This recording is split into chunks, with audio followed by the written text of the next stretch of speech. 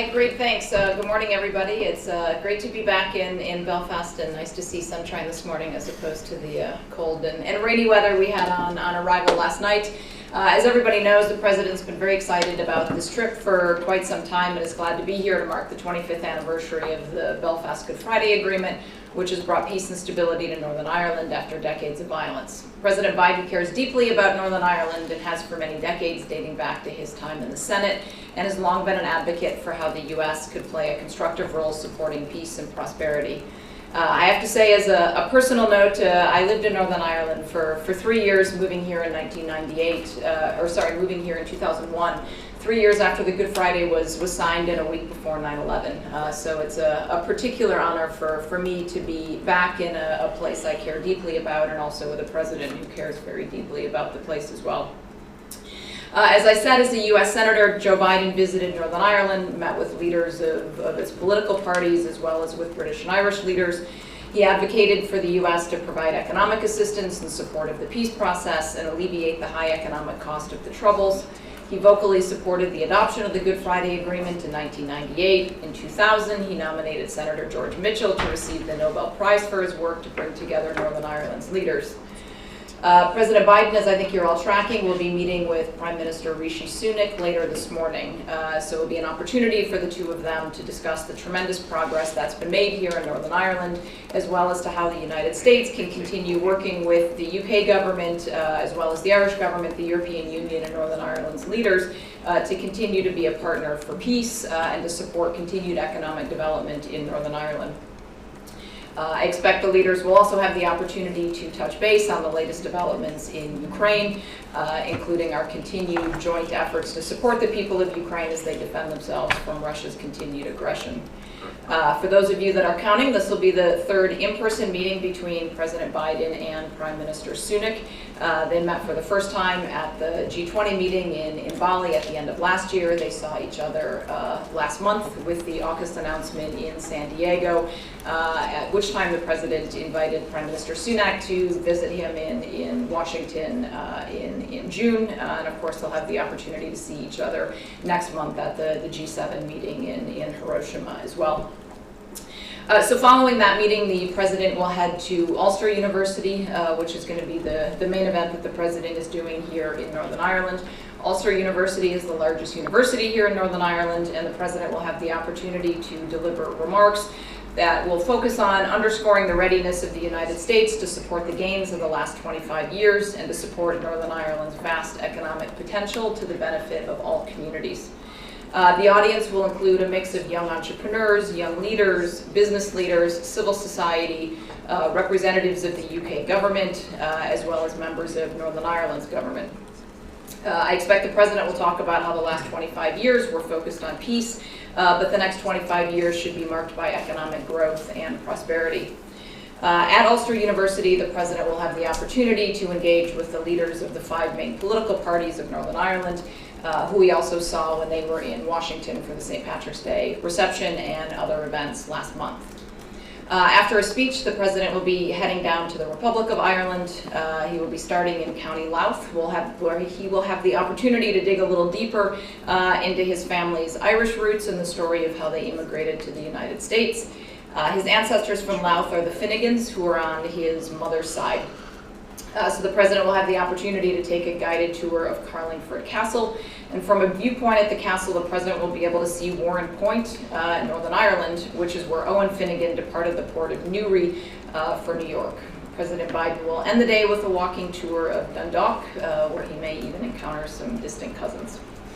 On Thursday, President Biden will do a number of political engagements in Dublin. He will start by meeting with President Higgins of Ireland, who he also met with on his visits in 2016 as Vice President and in 2017 when he came in a personal capacity. There, he will participate in a tree planting ceremony and the ringing of the peace bell. Following that ceremony, he'll meet with the Taoiseach, Leo Varadkar, who he, of course, hosted last month in Washington for St. Patrick's Day.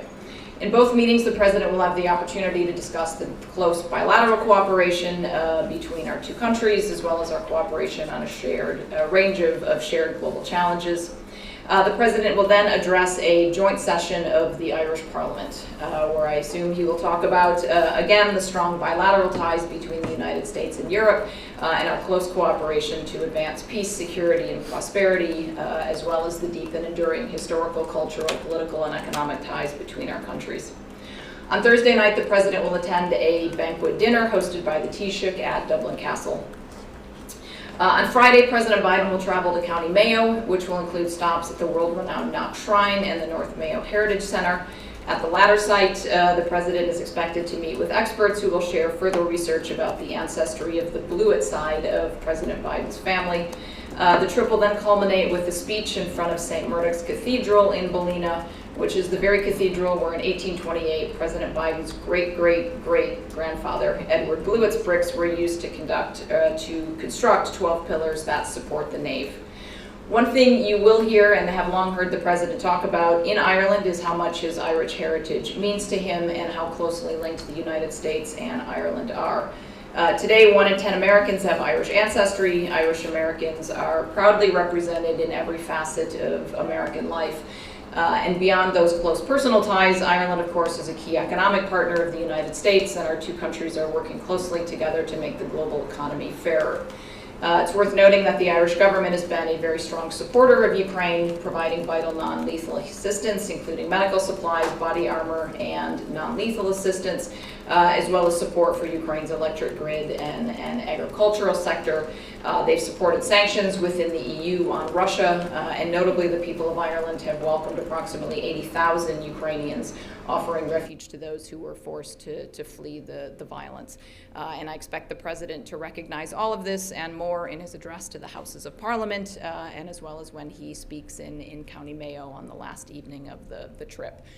So hopefully that gives you a good broad overview of what we have planned today and in the next couple of days, and happy to take questions. Great. And we'll start with a couple here in the room, then we'll go to Zoom. And for those of you who joined a couple minutes late on Zoom, we will have a transcript of the top. We'll start with Darlene from the Associated Press. Thank you. Two quick questions not related to Ireland. On the leak of classified documents, can you share a little bit about how the disclosures have been coming up in conversations that you're having with your counterparts in Europe, and how that may be complicating the work that you and your colleagues are doing?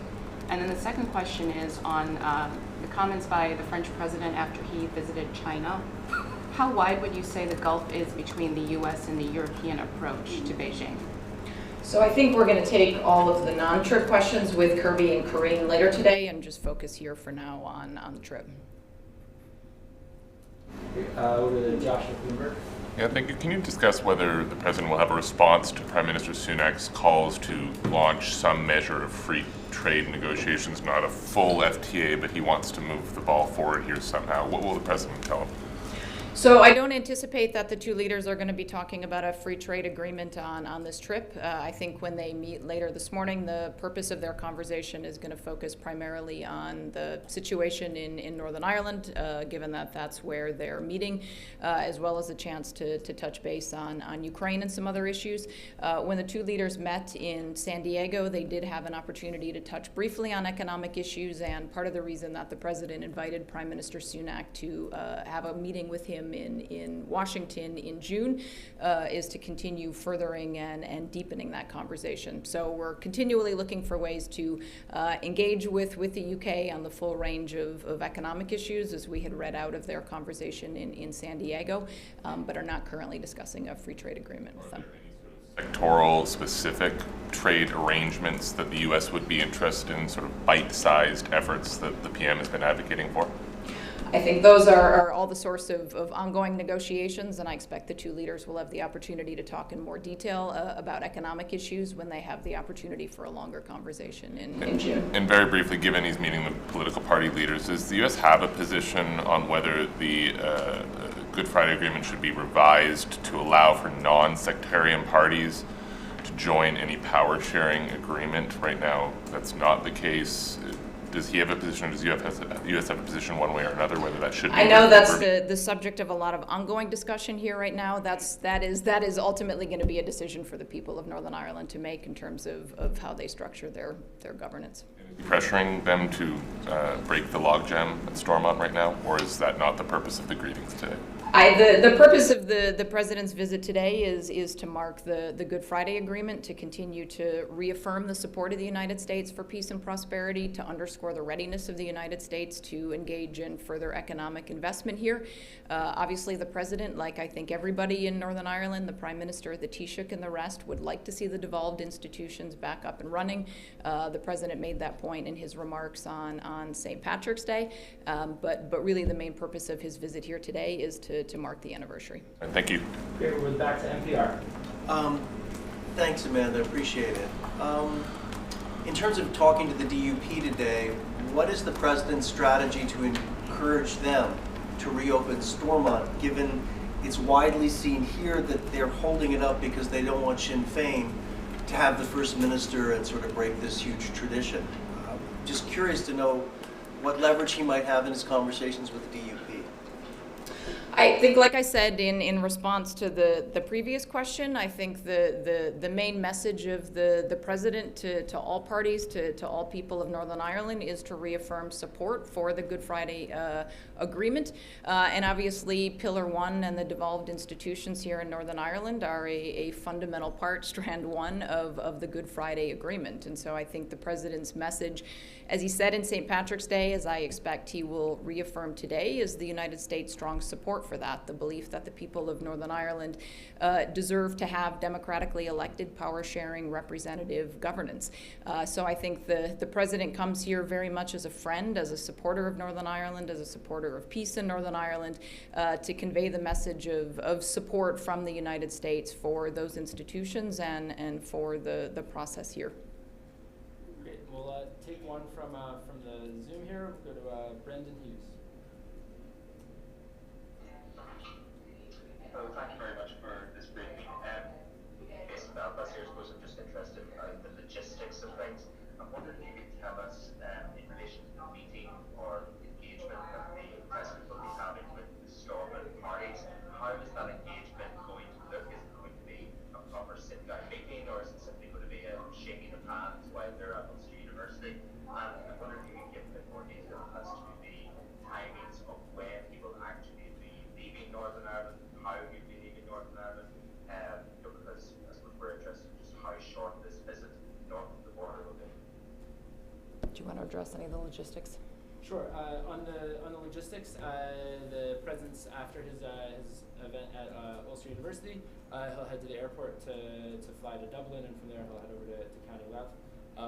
For the meeting, his engagements at Ulster University, he will be engaging with the party leaders in advance of the speech.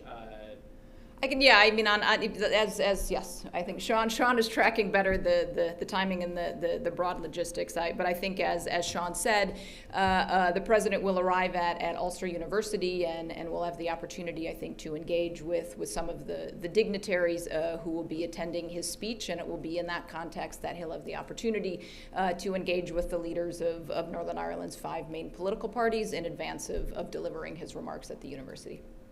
We'll come back to the Zoom in just a moment, but let's go to Catherine Lucy from the Wall Street Journal. Thanks. I just want to be clear. You keep saying engagement with the party leaders. Is this just a hello, or will there actually be time for them to have a conversation? I expect there will be time to have a conversation.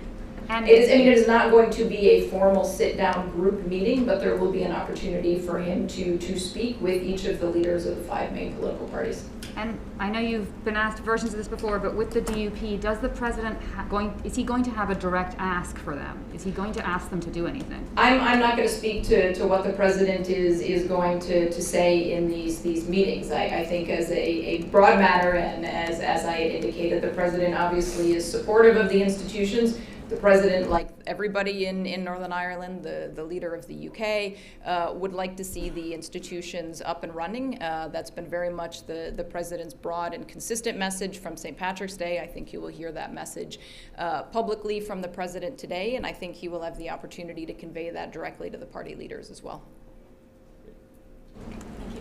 I understand you want to leave other topics to your colleagues, but can you say if the president himself plans to bring up these leaked documents when he meets with the prime minister later this morning, given that the administration has been making great efforts to try and reassure our allies?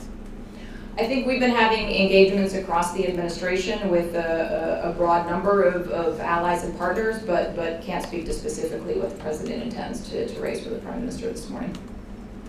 Great. We'll go back to Zoom for Amy Gibbons. Hi there, can you hear me? Yes, we can. Hi, great. Thanks very much for this briefing. Just wanted to ask, unionists believe the president is in favour of Irish reunification. So is he? I think, as I said, the president is a strong supporter of the Good Friday Agreement, and the Good Friday Agreement includes mechanisms by which the people of Northern Ireland can make that decision for themselves. Great. We'll go to Anna. But in terms of Go for it. sorry, I just in terms of Irish reunification, so specifically, a united Ireland. Like I said, the Good Friday Agreement is very clear on what the process is, and the president very much recognizes that is ultimately a decision that the people of Northern Ireland need to make according to the provisions laid out in the Good Friday Agreement. Thank you. Thank you. We'll do one more from the Zoom, then we'll come back to the room. Let's go to Antonello Guerrero.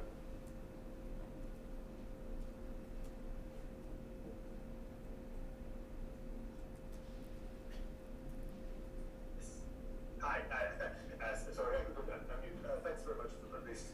Still on the DUP and unions, can I ask how genuinely concerned is the president of the potential consequences of this political dialogue in Belfast? And does the president feel any hostility from the unionists and the DUP side who might see him as maybe too Irish? Thank you.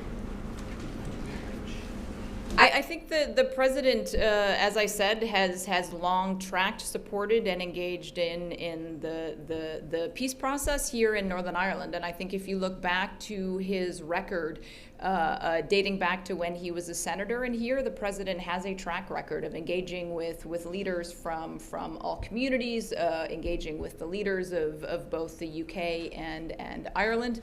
The president had the opportunity to interact with the leaders of all of the political parties when they were in Washington for St. Patrick's Day. The president today will have the opportunity to engage with the leaders from the five main political parties here as well, and certainly recognizes that the Good Friday Agreement is structured in a way to reflect the current situation in Northern Ireland, and that very much involves a power-sharing government that respects the views of both communities. Great. Ed O'Keefe, CBS.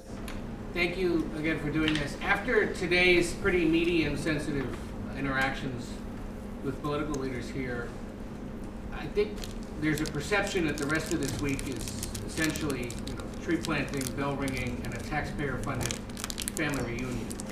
What would the White House say to that charge, that this is essentially the president coming to rediscover his roots, and that there may not be much substance beyond that? I would not surprisingly dispute that characterization. Like I said, the president today is going to have the opportunity to meet with the Prime Minister of the UK. I think the president feels very strongly that there is benefit both here as well as in the United States to mark the anniversary of the Good Friday Agreement. He is here 2 days after the 25th anniversary of that, and I think feels it's important to send a powerful signal of support by the United States for the progress that's been made, the sustained support going ahead. And then on Thursday, the president will spend a day doing very active diplomacy with the leaders of Ireland. He'll be meeting the president. He'll be meeting the Taoiseach. I think there's going to be a lot of conversations in both of those about Ukraine in particular, which, as I said, has been a strong and effective partner with the European Union in the efforts in Ukraine, as well as the large number of other areas we're working together around the world. Peacekeeping, USAID, and Irish Aid are working very closely together on food security, which is particularly relevant in the context of Ukraine. And I think the issue of immigration not only is a personal one for the president, but I think is also one that speaks much more broadly to the shared experience of a large number of Americans. And I think the president also finds it a useful opportunity to engage more broadly on these questions of immigration, to engage on the close economic ties between our two countries, as well as to have the opportunity to talk again in person with these Irish leaders about the shared foreign policy goals that we're working on, including Ukraine, as well as to Ireland, which of course is a co-guarantor of the Good Friday Agreement and clearly has a vested interest in political developments here in Northern Ireland as well. And on Ukraine, there's an ongoing debate now in Ireland about whether to revisit military neutrality. Does the president, does the administration take a position on that? Is that likely something he would nudge them towards if asked or prompted in those conversations? Again, I think that's a decision for the Irish people. I think the president has respected the fact that even though Ireland is neutral militarily, and I think the Taoiseach and the leadership of Ireland themselves have said that they are not neutral when it comes to standing up for the UN principles in the conflict. I think the president's been appreciative of everything that Ireland has done, especially through the EU, including through the peace facility that's been used in Ukraine, the non-lethal assistance that they have provided, and then in particular the really significant number of refugees that they have taken in. But I think for questions on broader military assistance and neutrality, obviously is going to be a decision for the Irish government. Kelly O'Donnell, NBC News. Could you describe some of the sensitivities that you're trying to be mindful of here? So the UK Prime Minister is not attending the President's speech. There's some concern about how much time the President is spending in Belfast, and even a certain sense of how much the President should talk about his Irish roots, with the way some interpret that in some of the questions you've already received about whether or not the president is interested in reunification. So in this particular moment coming to Ireland, where there is an anniversary to celebrate, but there are also current tensions and questions, how is the president trying to be careful about some of those sensitivities? Sure. The president, I think, is coming here very much as a friend of Northern Ireland, a strong supporter of the Good Friday Agreement, a strong supporter of the peace process, and I think with messages of support and encouragement. One, obviously, marking the anniversary of the Good Friday Agreement, the tremendous progress that's been made. Second, I think the president recognizes the challenges that the UK's departure from the European Union have created for Northern Ireland in particular, and I think that's why you've seen the president be so vocal in welcoming the Windsor Framework, which is a recognition of the fact that the UK, the EU, in particular Prime Minister Sunak, President von der Leyen, worked very closely together over a number of months to try and find a way forward that addressed the needs of the EU's economic situation in a way that was in the best interest of Northern Ireland, and that responded to a lot of what they were hearing from the business community in Northern Ireland, the UK, and Ireland as well. So a second message is recognizing the work that has been done already on that. Third is to reiterate, underscore the continued support of the United States, both for the peace process and especially on the economic side.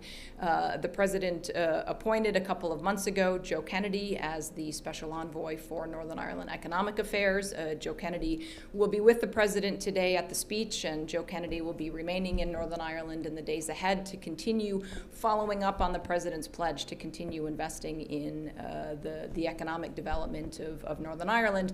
And then finally, as we have been talking about, obviously the president has an interest in the governance of Northern Ireland, and the Strand 1, the devolved institutions of Northern Ireland, are a critical part of that, and I think the president will reiterate what he said in his St. Patrick's Day remarks, which is that he, the United States, the people of Northern Ireland want to see a strong and functioning representative government here in Northern Ireland. And I'm kind of blocked by the TV, so I wasn't able to see the side of the room. So. And thank you for doing this briefing. Martin Ball is my name from the Irish Times. Can I ask you, when the President goes to Dublin today and tomorrow, Will he have any specific asks of the Irish government? For example, in Ukraine, will he be asking them to do anything more than they have done up to now?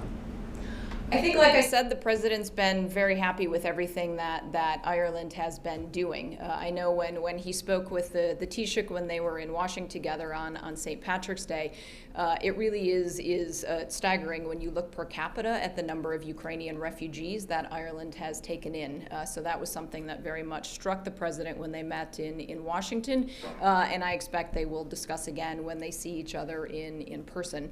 I think there's also a recognition that Ireland has given a significant amount of support, particularly in terms of non-lethal, has contributed to what the EU has done on the lethal side through the peace facility, and then obviously been a strong supporter of sanctions within the EU to continue imposing costs on Russia as well. Aurelia with the AFP. Thank you so much. Following up on the meeting with Northern Ireland political leaders, some DUP leaders had pretty harsh words for the president.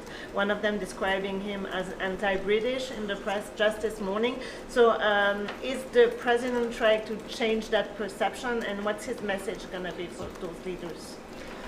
I think the track record of the president shows that he's not anti-British. The president has been very actively engaged throughout his career, dating back to when he was a senator in the peace process in Northern Ireland, and that has involved meetings with leaders of all of Northern Ireland's political parties from both of the two main communities, the British and Irish leaders here. The UK remains one of our strongest and closest allies, and it's difficult, frankly, to think of an issue in the world that we are not closely cooperating with the British on, and it's why the president wanted to have the opportunity to engage with Prime Minister Sunak this morning to start his day here in Belfast. And I think his message to the DUP and to all of the political leaders is going to be what I have been laying out, which is the continued strong support for seeing the peace process move forward here, the strong desire by this president to increase U.S. investment in Northern Ireland, to take advantage of the vast economic potential that he sees here, and to reiterate broad support for the return of devolved government to Northern Ireland. Great, we only have time for a couple more. Let me take two final ones from the Zoom, then I'll come back to the room. So, Ben Lowry. Hello, can you hear me? Yes, we can. Okay, hi, thanks for having me. Dave Marlene Foster, who is a former First Minister of Northern Ireland and DUP leader, said on a television channel yesterday that President Biden hates the United Kingdom, and I just wondered what the reaction was to that.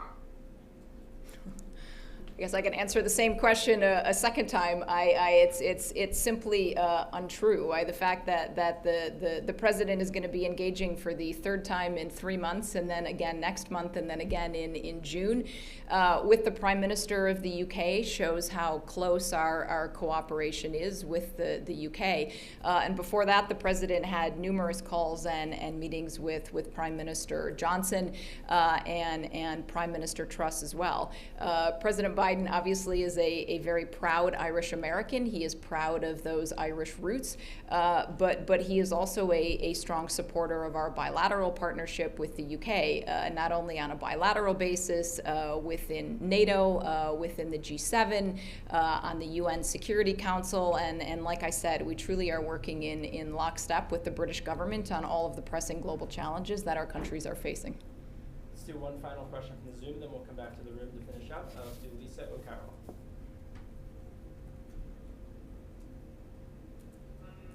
Hi there. Yeah, you've covered in those recent questions what I was originally going to ask. However, is there something, Amanda, that you could add on what Joe Biden envisages as economic support? What form will that take? Will it be some sort of summit? What exactly can he bring to the table? It's a good question, and I think that's going to be a large part of the remit of Joe Kennedy. Like I said, he is here with the president. He will be at his remarks today. I believe he will be spending the next week here in Northern Ireland. He had the opportunity to engage with a lot of U.S. companies, as well as Northern Ireland companies, other British and Irish firms in Washington around St. Patrick's Day. He'll be taking the opportunity of being here this week to continue those conversations. I think he wants to get a sense of what specific needs are in Northern Ireland, and then to start thinking through ways in which the United States can best support that through increased investment, trade links, and other ways in which the U.S. can meaningfully contribute to unlocking the truly vast potential here in Northern Ireland. Thank you. We've time for 2 final questions. BBC. Hi there. Does the President believe it is necessary for the devolved government to be up and running in order to access that economic investment that you're talking about? Is it a prerequisite that there's a functioning government before there can be economic assistance? I don't think we're putting conditions on it. I mean, there is a need for additional economic support and development here. Certainly, if you talk to business leaders, they have made clear that they are looking for stability and certainty.